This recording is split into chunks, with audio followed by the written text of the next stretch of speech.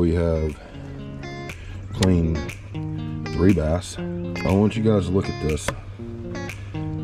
There's no blood whatsoever on this fish.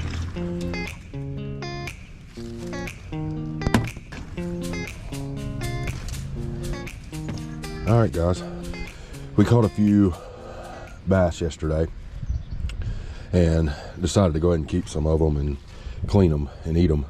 So I'm going to show you guys how I clean them and how I feel like that's the best way to clean them.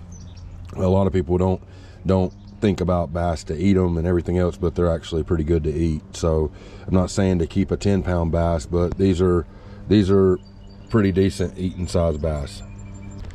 First thing I do is I clean my fish off.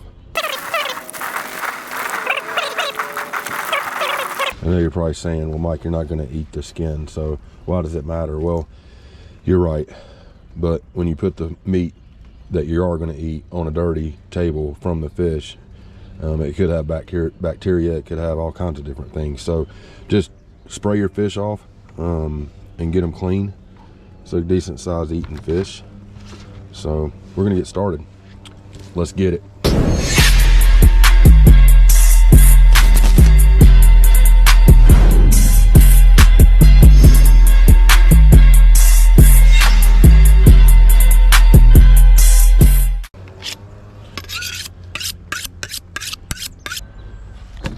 First thing you're going to do is I always make sure that the backbone, the back, is facing me on my first cut. Okay, so you're going to take your knife, take your rag so you can hold it down. They're slippery sometimes.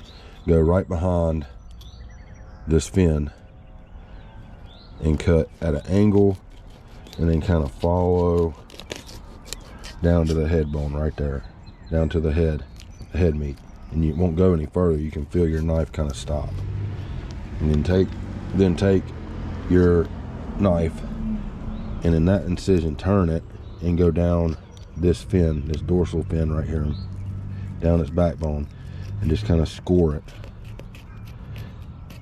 all the way down the backbone, just like that. Just score it, and if you want, you can go ahead and punch through that tail like so. Don't go all the way through. Don't separate the meat from the actual fish body. Don't separate it yet. So then you're going to take your thumb, you're going to peel this back, right? You're going to peel it back, and you're just going to follow the backbone and the rib cage, and then keep your knife at the angle it needs to be to get flush here. And there's some rib bones right there. If you get the rib bones, it's okay. You can clean that up later. It's not a big deal. Then follow down.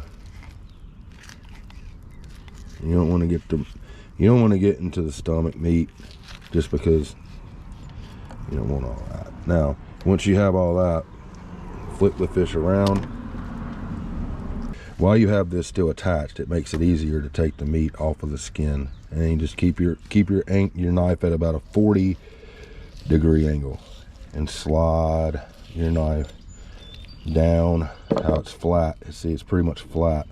Slide it down, and it'll cut right through that meat and separate it from the skin. Okay, and then you have a really nice white fillet on a bass. Brings me to another point. Bleed your fish. If you plan on keeping fish, bleed them before you start cleaning them. I'm going to do the same thing on this side.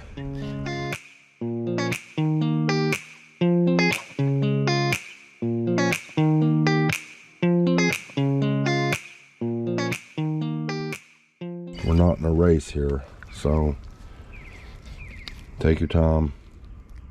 Make sure you get all the meat off of your fish that you harvested. And it's okay if you get a little bit of meat that you have to clean up afterwards. And if you have to flip the fish different times, it's okay too.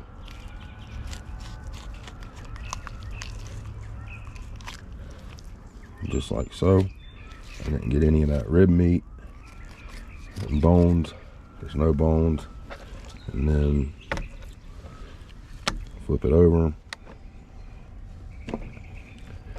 and take the skin, take the meat off the skin, just like so.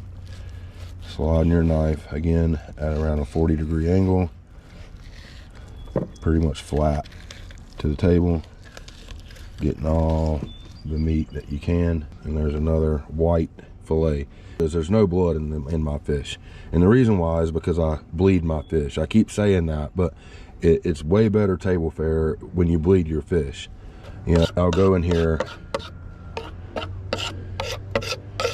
and clean some of this meat up. Like, see, I don't like that right there. That can go. It's nothing but a little bit of stomach meat.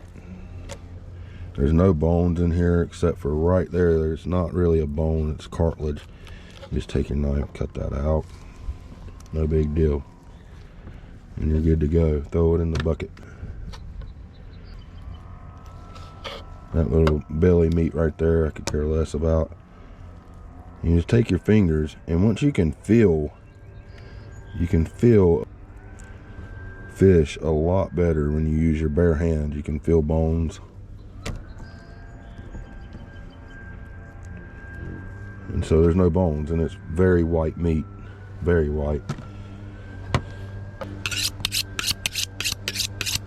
Got one more to do. Again, take the fish, the first cut, make sure that your fish is facing away from you. I like to cut towards me. I don't like to cut away. I don't feel like I have control. I like to cut towards me when I'm cutting something. Take your rag, they're slippery. Cut down behind the fin. Make sure you got a sharp knife. Go all the way down to the backbone there. And follow this dorsal fin. You can kind of hear some of the rib bones when you're up against it. That means you're getting all the meat. Don't go all the way through. You can punch through here. You can punch through here. Just don't punch through all the way the tail. Leave that little bit of skin right here so you can flip it over and take the meat off the skin. Those are ribs. See those rib bones? If you can see. Just gonna cut around that. Staying as close as we can to the rib cage. Just fillet that meat right off, all the way down. Flip him over.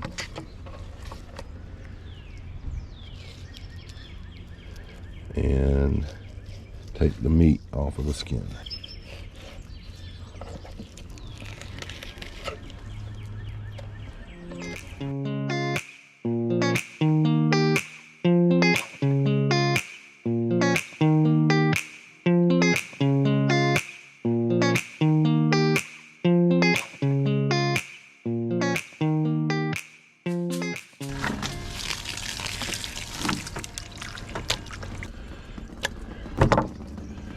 Alright, so we have cleaned 3 bass.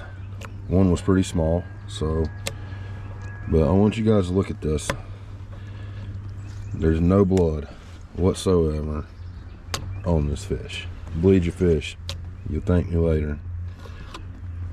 Now I'm just going to go in here and I'm just going to touch it with my hand and make sure that I'm feeling if there's any bones, because I really don't like bones. So you can feel it a lot better if you touch it with your bare hands.